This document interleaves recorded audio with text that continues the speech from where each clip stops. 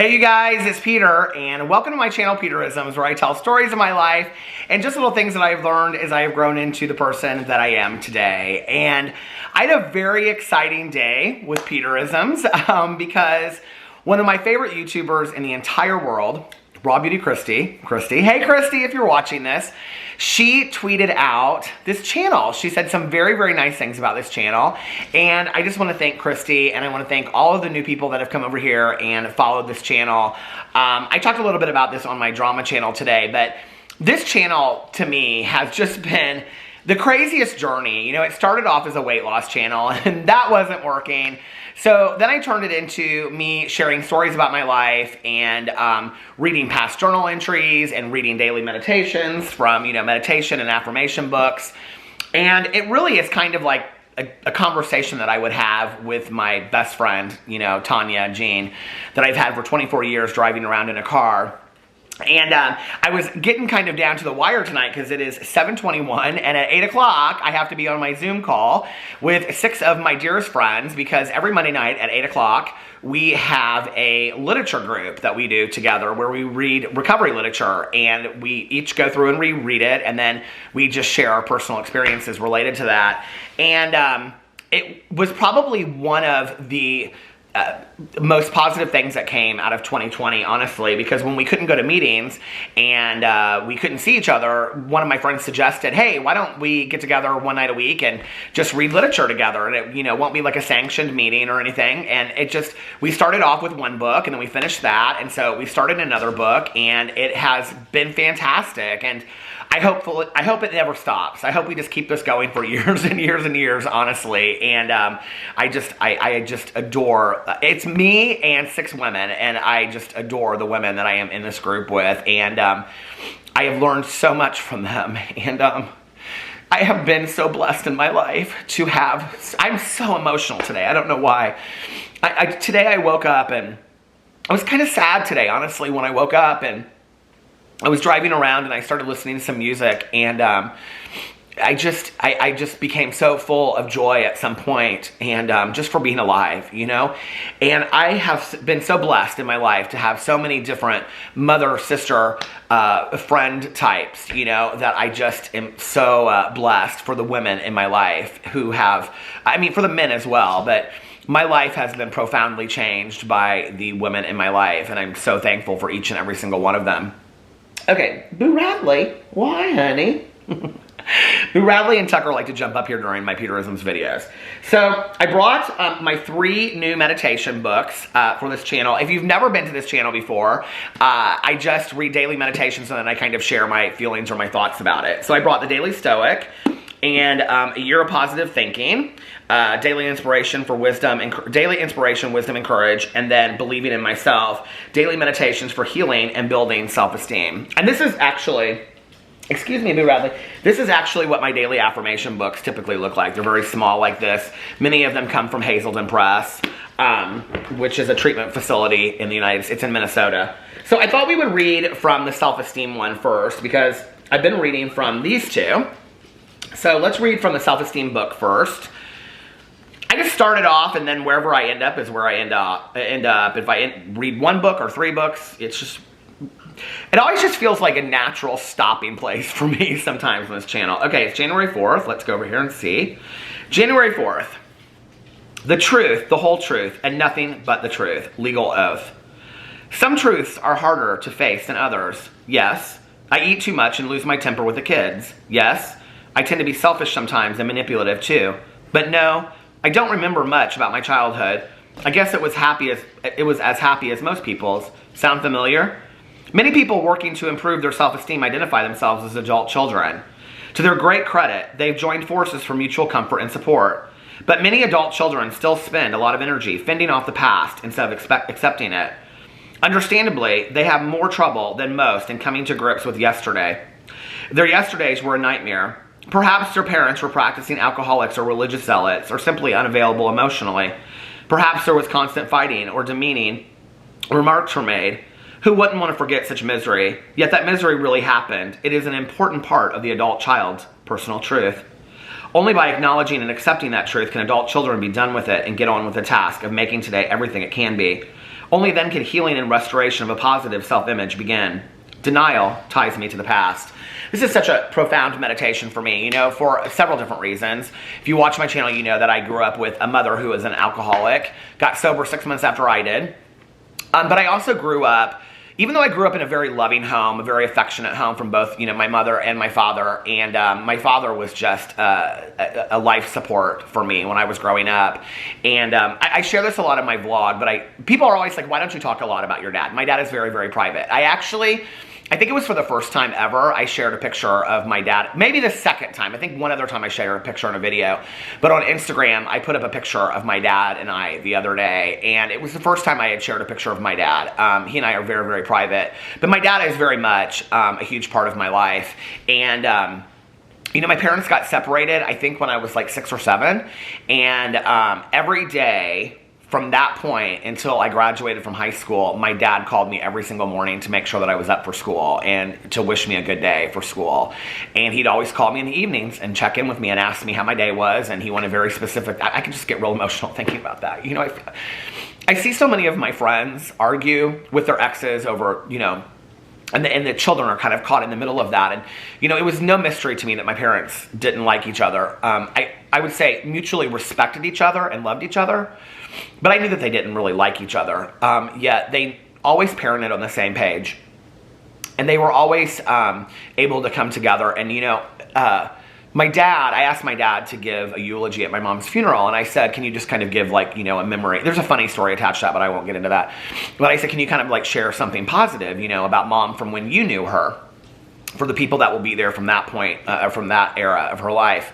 And my dad got up and he gave us hilarious, my dad's really naturally funny, and he gave this very hilarious, sarcastic eulogy. But at the end of it, he said, you know, like,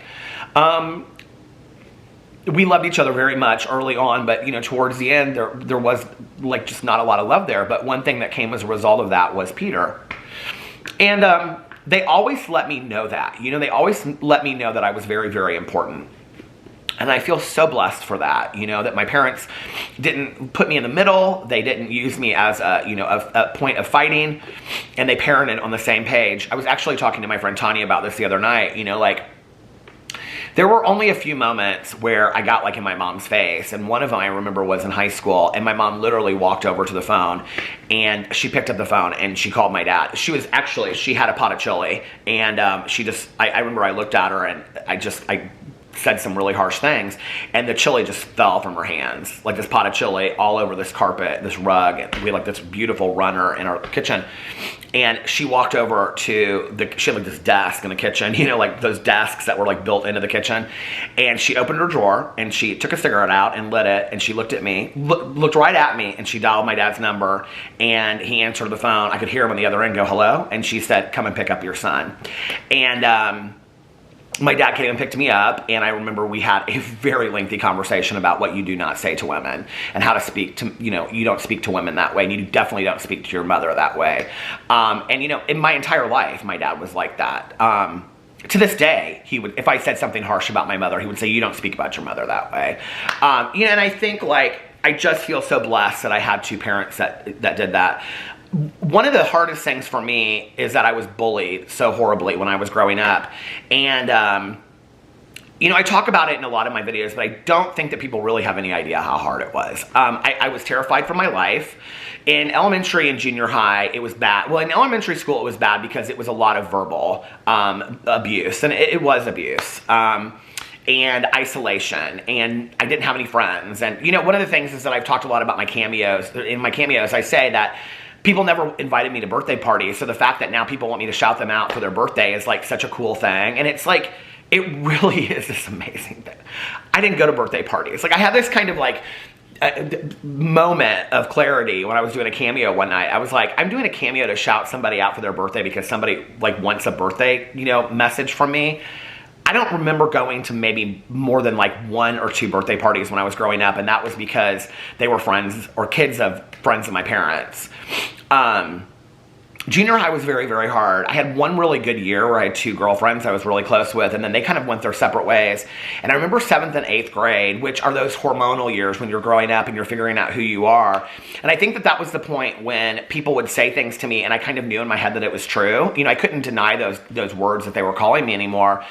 And no matter how those words are said to you, no matter how harsh they are, no matter how oppressive they are, no matter how much they hurt, as a gay man or a part of the LGBTQIA plus community, you find a bit of truth in those words. And what's hard about that is that then those people steal your story, right? They're taking your story from you. And so when I finally did come out, I think that's why I came out in a haze of substance abuse, because those weren't, somebody had taken my story and they had ran with it for years and years and years. And so what was really hard was, I don't know that I was necessarily, I hated myself for being gay. I think there was a part of self-hatred in there, but I was mad that they were right. There was a part of that they were mad that they were right, you know? But I remember 7th or 8th grade was when I kind of started getting a lot of crushes on guys, and I remember one specifically, I can't say his name, but anyway, I remember him specifically. Like and it was weird because it was very much like I wanted to know what his bedroom looked like, and I wanted to like